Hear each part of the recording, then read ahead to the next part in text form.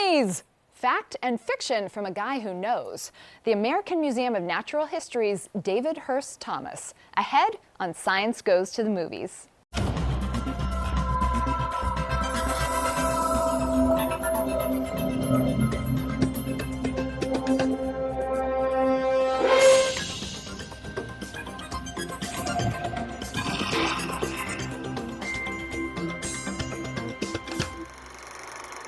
Welcome to Science Goes to the Movies, a look at the stories of science and how they change our culture. I'm Faith Saley. I'm delighted to introduce you to David Hurst Thomas, archaeologist, curator of anthropology, and the American Museum of Natural History's extraordinary retrospective on mummies, running now through January 2018. Welcome, Dr. Thomas. It is a pleasure to be here. Thank you. Okay, there are so many mummy movies to talk about, as you know, but we are going to focus today on the newest and the oldest. In the newest installment of mummy movies, Tom Cruise and Annabelle Wallis do battle with a female mummy, played by Sofia Boutella. She will not stop until she has remade our world into her own.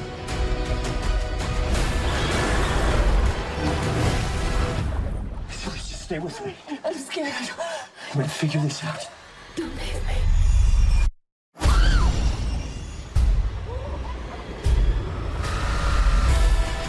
You can't run. You can't escape. She's got plans for you.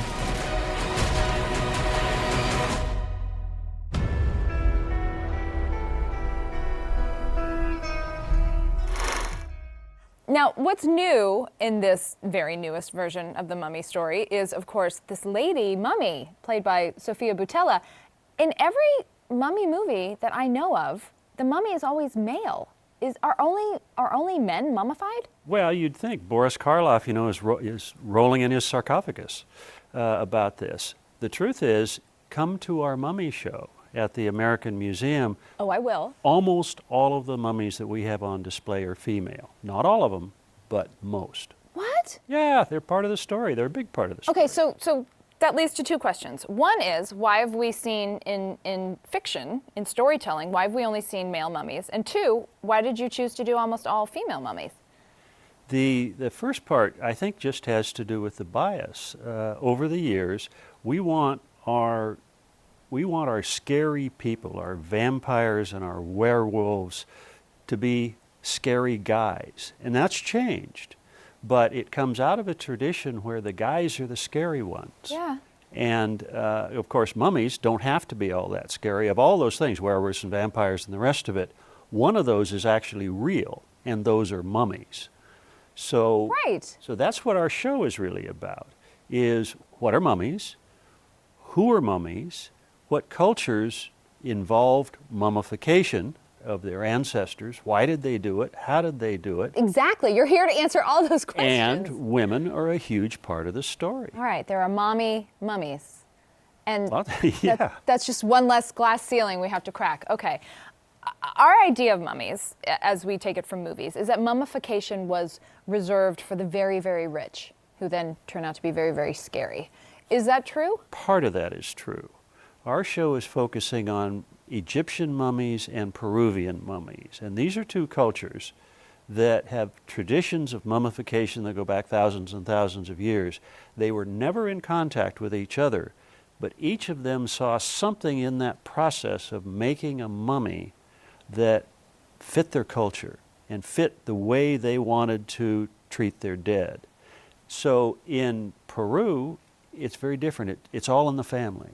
The family is about the mummies, and the mummies are mummified by family members, and they hang out there. In Egypt, there is something to be said for the more expensive, the more money you have, the more you put into a mummy and the casket, the sarcophagus, and all the rest.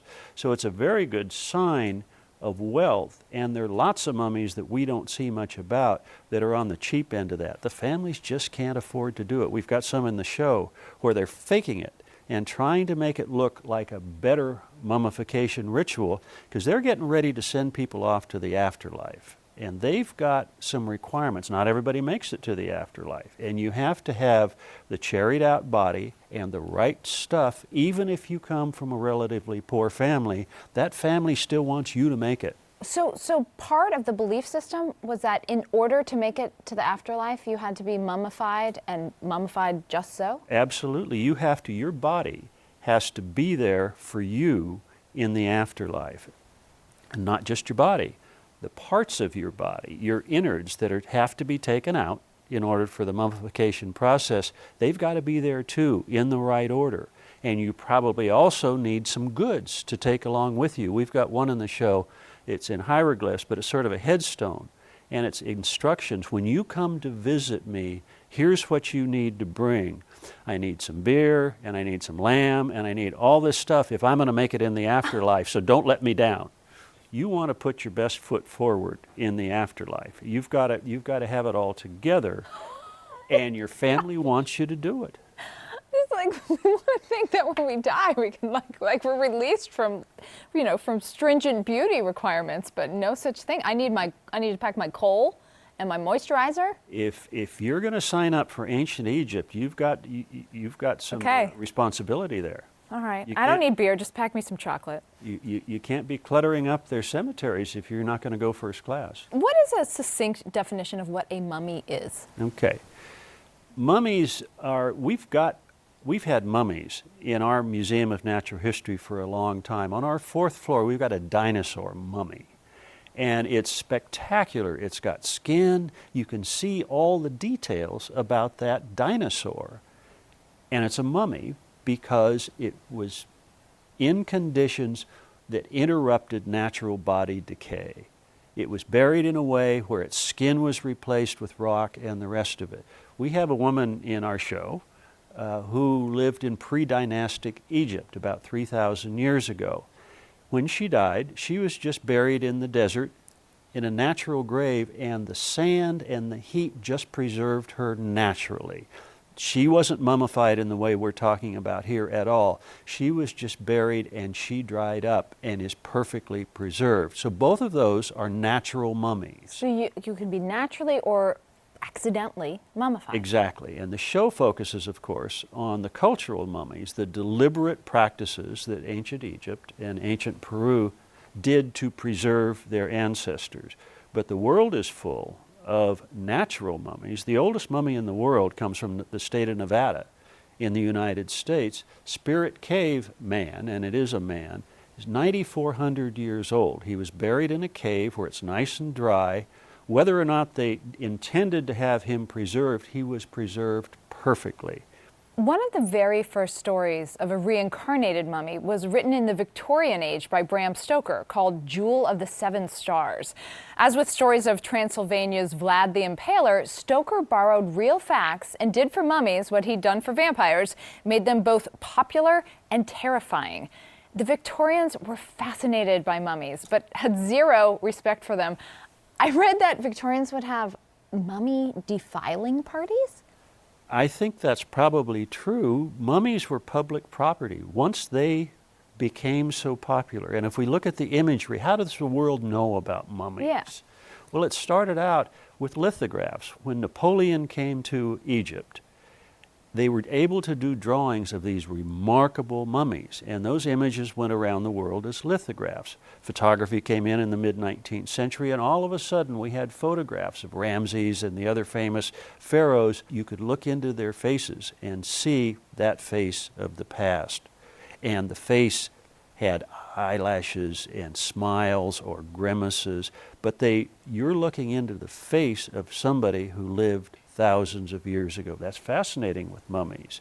So when x-rays came along, all of a sudden we could x-ray inside the mummies and see a little more about them, even going through the sarcophagus. And what our show is about is what we can do today with CAT scans and other images. We can learn a huge amount non-invasively and respectfully without unwrapping mummies. You just said that there are some mummies who have grimaces or smiles. Is that right? There are. So if in some cultures, like the Egyptian culture, there's a great consciousness about how this body should look as it goes into the afterlife, did they create certain looks on the dead's faces? Now here we have to make a distinction, because we've been talking about the afterlife, and that's entirely appropriate when we talk about ancient Egypt. That's what it's all about. It's not like that in Peru at all. They're not concerned about the afterlife. What they're concerned about is their family. So when a family member's died, they're mummified so that you can keep them around. So you can bring them out on special occasions so they can be buried right near you. They're still part of your family. What? So the mummification process is very different. They don't care about what the body looks like. There isn't an afterlife in this process. So some of the early Peruvian mummies that we have, we think family members actually sat there and stripped off all the flesh and kind of tanned it by the fire, smoked it a little bit, pulled the bones together into a bundle, got that relative together, and then made a mask, a face mask. And some of the very oldest ones are clay. We have a replica in the show of what they look like, and some of them are smiling, but that's how they wanted to perceive their ancestors. They needed their relatives close by. So an ancient Peruvian wedding, and Grandpa's dead, but we want Grandpa to be there? We just pull out Grandpa's mummy? Well, certainly on public events, and even, you know, Peru has lots of different kinds of mummification and a very long tradition that goes back 7,000 years. But at the tail end of it, with the Inca, right before the Spanish conquest, there are thousands of naturally preserved mummies that are buried in cemeteries. There we go back to the natural mummy. They're just putting people together, related usually, into a big mummy bundle and placing them in such a dry place they'll be there forever. But on the pottery, we can see designs.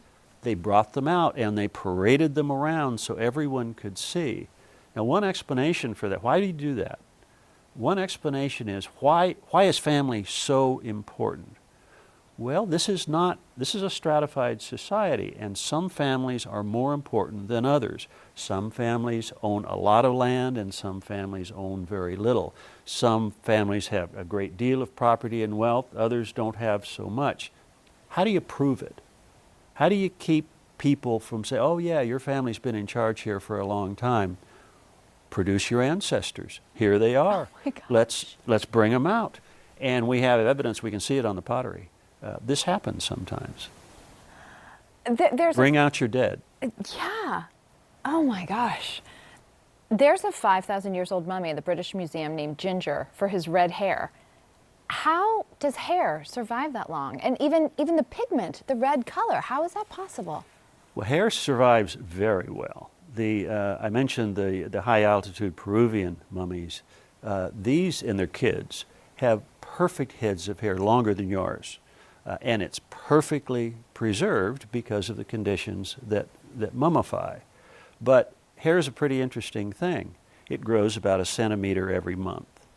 And it's left alone. Once you grow your hair out, that hair is reflecting what your life was like when that hair was just coming out.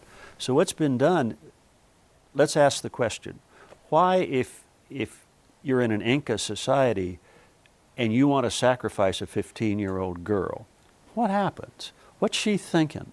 What's her life like? Well, what we can do is sample hair like yours. We could start in every centimeter, we could take a single hair and do the isotopes on that and find out what her life was like every single month leading up to In what way? her last month. What information is there? Well, what we can tell is what her diet was, Right. Primarily looking at different nitrogen and carbon isotopes. So in the case of these beautiful mummies that were discovered in the last few years in the very high Andes, what we can see is these are pretty much farm kids who are selected. They're a pastoral society and they're just out kind of living a normal life. And a couple of years before they're sacrificed, they're picked. And it's like the Hunger Games. Well, they are given a very nice life and a better diet, and they enjoy them, and they're in a very special place. And then, about 6 months before the event takes place, they're given a lot of coca tea, cocaine, and plenty of corn beer. And so what they're doing, by the time the sacrifice finally comes out, at least in this one case, they're so stoned and part of the ritual that they just go into the next life. That is And harrowing. we know that because we can do the science of it. Wow. When did that start? You've been doing this a long time. Well, when did that technology start? That's a lot of what we're doing, is talking about not just imaging technology, but if you look at isotopes and genomics, DNA, we can do all that stuff now. And it takes a very minimal sample to take one hair off, and what we can radiocarbon date an eyelash. So it's given us a way of really applying the best tools of science. And that's what's so fun about an archaeology team now. If we take a dozen people out on a project, only 3 or 4 of us will be archaeologists. And the others will be specialists in human bones or in animal bones or in pollen or in isotope work or in genetics. We have a team like that right now. So the archaeologists are kind of in a minority there, and it's a good thing. Is it possible to mummify yourself? Yes. It seems like an odd thing to do, and it's a very painful thing to do, but there is a group of Buddhist monks in Japan that have a 1,000-year-old tradition of doing exactly this. And it's not just Buddhism, but in Christianity with saints. One of the criteria for sainthood sometimes is after you die, if your body is perfectly preserved, then obviously you're saint material and you could be sitting at the right hand of God. This Buddhist ritual is different origins, but it's sort of doing the same thing. If I'm such a devoted person that what I can do is self-mummify, and if I actually turn into a mummy, then it's a sign that I'm a real Buddha. So how do you do it? Well, it's about a 10-year process, and it's not pretty. The first 1,000 days are rough. That what you do is you sit there and you go on a big-time diet. Because how do you interrupt the processes of natural decay? Well, you lose all the fat, and everything that bacteria or insects would like to feed on, you want to get rid out of your body. So you go on a very restricted diet and a huge amount of exercise just to work everything off, and it takes about 3 years. And so basically, you are getting 0 body fat. That's the first 1,000 days. Then the second 1,000 days, you go into meditation. And what you do is focus your thoughts on the perfect afterlife. And all you're doing is drinking a very small amount of its bark and roots, but basically, again, you're introducing things into your system that are going to kill off the bacteria. And you sit there and you don't move at all for 3 years. The last part is even rougher, because what you do then is drink a fluid that's made out of bark, that it's sort of like turpentine, and it's quite poisonous. And it makes you so ill that you totally dehydrate and take all the fluids out all the time meditating. So as you're becoming the perfect mummy, then you go into a very small chamber and sit and meditate. And the door closes, they have a breathing tube, and you have a bell. And every day you ring that bell to let them know you're still alive. And then one day you don't ring the bell. So they pull out the breathing tube and they just leave it closed. And after a couple of years, everybody is dying to see whether you're a real Buddha. And so they open it up. And the success rate isn't good, but some of them are perfect mummies in a position of prayer, and now they're put on public display and they're considered to be very religious. It is entirely possible to self-mummify. And this is happening today? It's been outlawed in Japan. It's a form of suicide that the Japanese government in the middle of the 19th century said, we're not going to do this anymore.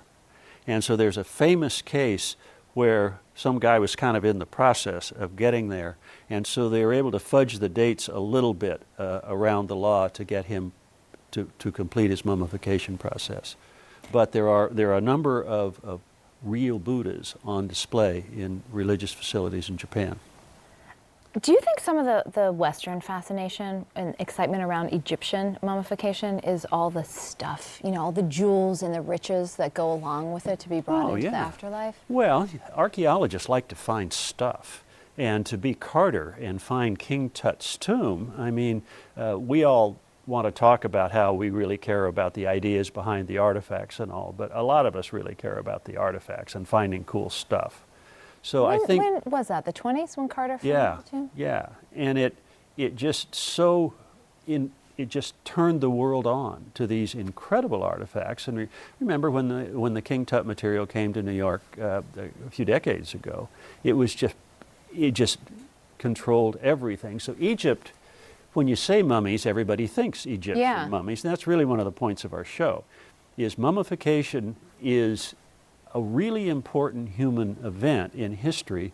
There are mummies from every continent of the world except Antarctica.